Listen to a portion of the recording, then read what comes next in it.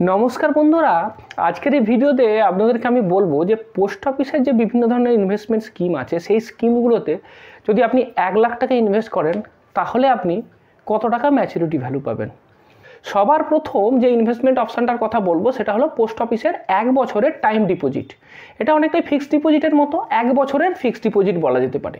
তো পোস্ট অফিসের 1 বছরের ফিক্সড ডিপোজিটের ইন্টারেস্ট রেট হলো 6.9%। তাহলে যদি আপনি এই পোস্ট অফিসেতে 1 বছরের ফিক্সড ডিপোজিট করেন তাহলে আপনার 1 বছর পরে ম্যাচুরিটি ভ্যালু হবে 1,07,081 টাকা। তার মানে আপনার যেটা গেন হচ্ছে সেটা হলো 7,081 টাকা। এইবার যদি আপনি ভাবেন যে আপনার 1 বছরে 1 লাখ টাকা ইনভেস্ট করে 7,081 টাকা লাভ হলো, তাহলে কিন্তু একটা ভুল হবে। সেই ভুলটা কি?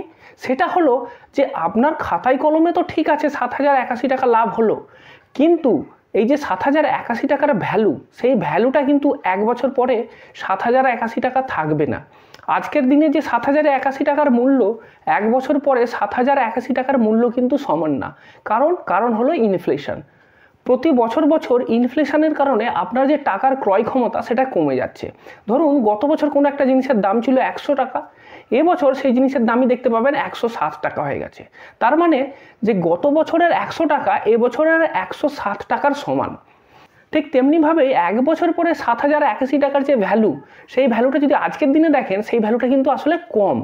তো সেটা কিভাবে ক্যালকুলেট করবেন যে আজকের দিনে দাঁড়িয়ে আগামী 1 বছর পরে 7,081 টাকার ভ্যালু কত হবে, সেটা আজকের দিনে যদি দেখতে চান যে আজকের দিনের সাপেক্ষে তার ভ্যালুটা কত, তো সেটা ক্যালকুলেট করলে আপনাকে যেটা করতে হবে ইনফ্লেশনটাকে ডিসকাউন্ট করে দিতে হবে। এবার আমাদের দেশের ইনফ্লেশন কত? মোটামুটি গত 15 বছরের ডেটা যদি দেখি, ভারতের অ্যাভারেজ ইনফ্লেশন সেটা হচ্ছে 6%-এর কাছাকাছি। তো এই 6%টা যদি আমি ডিসকাউন্ট করে দিই তাহলে তার ভ্যালুটা কত আসছে সেটা ক্যালকুলেশন করার জন্য আমি সেবির প্রেজেন্ট ভ্যালু ক্যালকুলেটরটা খুললাম। তো সেবির এই প্রেজেন্ট ভ্যালু ক্যালকুলেটারেতে আমি ফিউচার ভ্যালু মানে যেটা 1 বছর পরে আমি ফিক্সড ডিপোজিট থেকে পাবো সেইটা দিলাম। সেটা কত? 1,07,081 টাকা। এরপরে কত বছর পরে পাবো? 1 বছর। তো আমি ওখানে বছরের জায়গায় 1 লিখলাম। তারপর ডিসকাউন্ট রেট মানে ইনফ্লেশন রেট যেটা, তো ইনফ্লেশন রেট আমি 6% ধরেছি। তো যদি আমি 6% ডিসকাউন্ট করে দিই তাহলে দেখা যাচ্ছে তার প্রেজেন্ট ভ্যালু যেটা দাঁড়াচ্ছে সেটা হলো 1,01,019 টাকা 81 পয়সা। তার মানে আপনি কি বুঝছেন যে আগামী 1 বছর পরে যে টাকাটা 1,07,000 টাকা ছিল, আলটিমেটলি সেটা যদি আজকের দিনে ভ্যালুতে দেখেন তার ভ্যালু হচ্ছে 1,01,019 টাকা 81 পয়সা। তার মানে ঘুরিয়ে এটা বলা যায় যে আলটিমেটলি আপনি 1 বছরের এফডিতে যদি ইনভেস্ট করেন আপনার 1 লাখ টাকা নেট যদি আপনার প্রফিট দেখেন সেটা হলো 1,01,019 টাকা 81 পয়সা। এটাই হচ্ছে আপনার নেট প্রফিট। এখানেও একটা ব্যাপার আছে, আমি ডিসকাউন্ট রেট যেটা সেটা 6% নিয়েছি, যেটা ভারতের অ্যাভারেজ ইনফ্লেশন। এবার যদি ইনফ্লেশন আরও বেশি হয়, ডিসকাউন্ট রেট যদি আপনি বাড়িয়ে দেন তাহলে কিন্তু এই ভ্যালুটা আরও কমতে থাকবে। তো মোটামুটি আরবিআই যেটা টার্গেট করে যে ইন্ডিয়ার ইনফ্লেশনটা সবসময় 6%-এর উপরে যেন না যায় সেটা তো লক্ষ্য করে, সেই কারণের জন্য আমি 6%টাকে স্ট্যান্ডার্ড হিসাবে ধরলাম। এইবার মনে করুন আপনি 2 বছরের পোস্ট অফিসের টার্ম ডিপোজিটেতে ইনভেস্ট করছেন। তো 2 বছরের টার্ম ডিপোজিটের ইন্টারেস্ট রেট কত? 7%।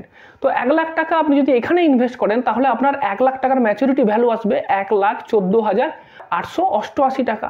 এবার এক্ষেত্রেও কিন্তু আমি আবার বলছি যে এক্ষেত্রেও আমি নেব কিন্তু প্রেজেন্ট ভ্যালুটাই নেব। মানে 2 বছর পরে 1,14,888 টাকার ভ্যালু যেটা আসবে সেই ভ্যালুটা কিন্তু আমাকে বর্তমান দিনের সাপেক্ষে দেখতে হবে। বর্তমান দিনের সাপেক্ষে তার ভ্যালু কত, সেক্ষেত্রেও আমাকে ওই ডিসকাউন্ট ক্যালকুলেটরটা বের করতে হবে। চলুন আমি ডিসকাউন্ট ক্যালকুলেটর নিয়ে দেখি। ফিউচার ভ্যালু দেখে নিলাম, 1,14,888 টাকা লিখে নিলাম। এক্ষেত্রে 2 বছর পরে পাচ্ছি, তো আমার ইয়ার্সের জায়গায় আমি 2 লিখলাম। ডিসকাউন্ট রেট দিলাম 6% যেটা ইনফ্লেশন রেট, তাহলে তার প্রেজেন্ট ভ্যালু দাঁড়াচ্ছে 1,02,249 টাকা 91 পয়সা। তার মানে এইটা আপনি বলতে পারেন যে 2 বছরের এফডিতে যদি আপনি ইনভেস্ট করেন আপনারা 1 লাখ টাকা আলটিমেটলি নেট ইনফ্লেশন বাদ দিয়ে অ্যাকচুয়ালি যেটা বাড়লো সেটা হলো 1,02,249 টাকা 91 পয়সা। মানে 1 লাখ টাকায় আলটিমেটলি আমরা নেট লাভ যদি দেখি সেটা হচ্ছে 2,249 টাকা 91 পয়সা। এইবার আপনি ভাবুন যে আপনি ভাবছিলেন যে 2 বছর পরে আপনি 14,888 টাকা ইন্টারেস্ট পেয়েছেন, এ নিয়ে কত খুশিতে ছিলেন। কিন্তু আপনি যদি একটু তলিয়ে দেখতেন ইনফ্লেশনটাকে বাদ দিয়ে আলটিমেটলি আপনার নেট লাভ যেটা হলো সেটা আসলে হলো 2,249 49 টাকা 91 পয়সা। ঠিক তেমনিভাবেই 3 বছরের টাইম ডিপোজিটেতে যদি আপনি ইনভেস্ট করেন, এখানে ইন্টারেস্ট রেট হলো 7.1%। তাহলে আপনার ম্যাচুরিটি ভ্যালু আসবে 3 বছর পরে 1,23,508 টাকা। কিন্তু যেমনভাবে আগে ডিসকাউন্ট করেছিলাম না ইনফ্লেশন বাদ দিয়ে, নেট অফ ইনফ্লেশন যদি ম্যাচুরিটি ভ্যালু দেখেন সেটা আসবে 1,03,700 টাকা। এরপরে আসছে 5 বছরের টাইম ডিপোজিট। 5 বছরের টাইম ডিপোজিট দিতে পোস্ট অফিসেতে ইন্টারেস্ট রেট হচ্ছে 7.5%। তো 5 বছর পরে আপনার 1 লাখ টাকা বেড়ে হবে 1,44,995 টাকা। কিন্তু এই যে 44,995 টাকা বেড়েছে, এটাতে খুব একটা খুশি হওয়ার কারণ নেই। ইনফ্লেশন বাদ দিয়ে যদি দেখেন, সেই একইভাবে ক্যালকুলেশন করেছি, আপনাকে আর স্ক্রিনগুলো দেখাচ্ছি না। একইভাবে ক্যালকুলেশন করে প্রেজেন্ট ভ্যালু যদি আপনি দেখেন 6% ডিসকাউন্ট করে দিলে 1,08,349 টাকা। মানে 5 বছর পরে আপনার 1 লাখ টাকা ইনভেস্ট করলে নেট লাভ যদি দেখেন তাহলে সেটা হবে 8,349 টাকা। ওই 44,995 টাকা নয়। ইনফ্লেশনটা আপনাকে সবসময় যে কোনো ইনভেস্টমেন্টেই কিন্তু বাদ দিয়ে দেখতে হবে। এরপরে পোস্ট অফিসের আর একটা স্কিম আছে, সেটা হলো NSC বা ন্যাশনাল সেভিং সার্টিফিকেট। এটাও 5 বছরের স্কিম। তো এই স্কিমে যদি আপনি ইন্টারেস্ট দেখেন, সেই ইন্টারেস্ট রেট হলো 7.7%। এবার এইখানেতে যদি আপনি ইনভেস্ট করেন, ম্যাচুরিটি ভ্যালু আসবে 5 বছর পরে 1,44,903 টাকা। এইবার এর যদি আপনি প্রেজেন্ট ভ্যালু ক্যালকুলেশন করেন, আজকের দিনে দাঁড়িয়ে ওই 1,44,903 টাকার ভ্যালু আসবে 1,08,280 টাকা। সবশেষে আরও একটা পোস্ট অফিসের জনপ্রিয় ইনভেস্টমেন্ট অপশান, সেটা হলো কিষাণ বিকাশ পত্র। কিষাণ বিকাশ পত্রে কী হয়, এক্ষেত্রে ইন্টারেস্ট রেট হচ্ছে 7.5%। আর এটা হলো টাকা ডবল করার স্কিম। মানে আপনি টাকাটা জমা দেওয়ার পর একটা নির্দিষ্ট টেনিওর পরে আপনার টাকাটা ডবল হবে। তো বর্তমানে যে সুদের হার আছে সেটা হচ্ছে 7.5%। তো এই সুদের হারেতে আপনার টাকা ডবল হতে সময় লাগছে 110 মাস। মানে 110 মাস পরে আপনার 1 লাখ টাকা বেড়ে 2 লাখ টাকা হবে। এইবার তার যদি আপনি প্রেজেন্ট ভ্যালুটা দেখেন, সেই 2 লাখ টাকা, সেটা আপনার কত আসছে প্রেজেন্ট ভ্যালু? 1,17,213 টাকা। তার মানে এটা বলা যায় যে আপনি 1 লাখ টাকা ইনভেস্ট করার 10 বছর পরেতে আপনার 1 লাখ টাকা বেড়ে আলটিমেটলি হয়েছে 1,17,000 টাকা, ইনফ্লেশনটাকে যদি বাদ দেওয়া হয়। তো এক্ষেত্রে একটা শিক্ষা তো হলো যে টাকা যখন আপনি ইনভেস্ট করছেন, ইনভেস্ট করা মানে টাকাটাকে গ্রো করছেন, টাকাটাকে বাড়ানোর চেষ্টা করছেন, টাকা দিয়ে টাকা আরও ইনকাম করার চেষ্টা করছেন। তো সেক্ষেত্রে আপনাকে সবসময় দেখতে হবে যে আপনার যে ইনকাম যেটা হলো সেইটা যেন ইনফ্লেশনের থেকে বেশি হয়। ইনফ্লেশনের থেকে যত বেশি হবে ততই কিন্তু আপনি ওয়েলথ ক্রিয়েট করতে পারবেন। কিন্তু বর্তমান সময়ে যদি দেখেন যে যেগুলো থেকে আপনি ফিক্সড আর গ্যারান্টেড রিটার্ন পাবেন, সেই রকম ইনভেস্টমেন্ট অপশানগুলোতে কিন্তু আপনাকে কিন্তু কোথাও বেশি ইন্টারেস্ট দেবে না।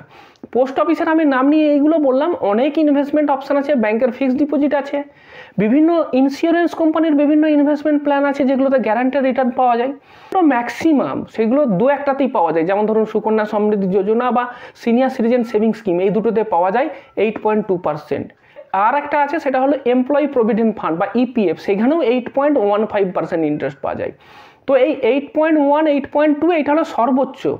বাড়িতে কন্যা সন্তান থাকলে তবেই অ্যাভেল করতে পারবেন, আর সিনিয়র সিটিজেনটা অ্যাভেল করতে পারবেন। বাকি সবগুলোতেই আপনার 8%-এর নিচেই হলো আপনার ইন্টারেস্ট।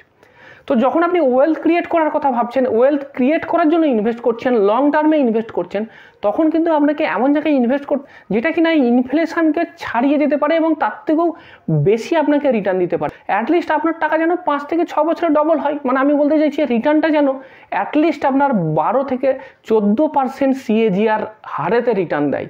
এই রকম জায়গাতে আপনাকে ইনভেস্ট করতে হবে, তবেই কিন্তু আপনি আপনার জমা টাকা থেকে ওয়েলথ ক্রিয়েট করতে পারবেন। তবে আপনার মনে প্রশ্ন আসবে, তাহলে এই যে ইনভেস্টমেন্ট অপশানগুলো আছে এগুলো কি খারাপ?